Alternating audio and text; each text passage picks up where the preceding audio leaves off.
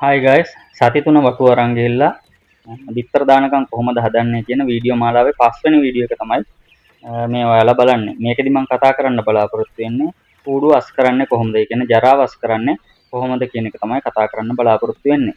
ඔයාලට දැනටමත් පේනවා ඇති මේ වීඩියෝ එක වගේ මේ විදිහට තමයි අපි ජරාව අස් කරන්නේ. මේකෙදි කරලා තියෙන්නේ ඉටු රෙද්දක් එල්ලලා තියෙනවා. ඒ ඉටු රෙද්දට උඩින් පත්තර දාලා තියෙනවා එක පිටුවක්. ඒ පත්තරේ උඩ තමයි සතු ජරා කරන ජරාව එකතු වෙන්නේ. ඊට පස්සේ සතියකට සැරයක් හෝ දවස් 4කට සැරයක් මේ ජරා ටික අයින් කරලා දානවා.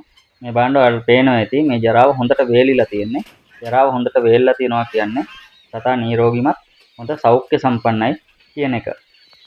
ඒක නිසා මේ වගේ ඉටු රෙද්දක් එලලා පත්තර දාලා මේ වගේ ජරාව ටික එකතු කරත් අස් කරගන්නත් ලේසියි. විල්බැරෝ එකක් හරි මොන හරි එකකට කූරලා දාලා අලුතෙන් පත්තර දාන්නයි තියෙන්නේ. ඒකෝට මේ තියෙන්නේ තව ක්‍රමයක්. මේක ලී ෆ්‍රේම් එකක් ගහලා තියෙන්නේ. ලී ෆ්‍රේම් එකට අපේ කුල් කෑම බෑග් එකක් ගහලා තියෙනවා. ඒකත් අරගෙන ඒකට පත්තර දාන්න අවශ්‍ය වෙන්නේ නැහැ. ඒකත් විල්බැරෝ එකට තියලා හූරලා අස් කරන්න පුළුවන්. එහෙමනම් තවත් වීඩියෝ එකකින් හම්බ වෙනකම් ගිහින් එන්නම්.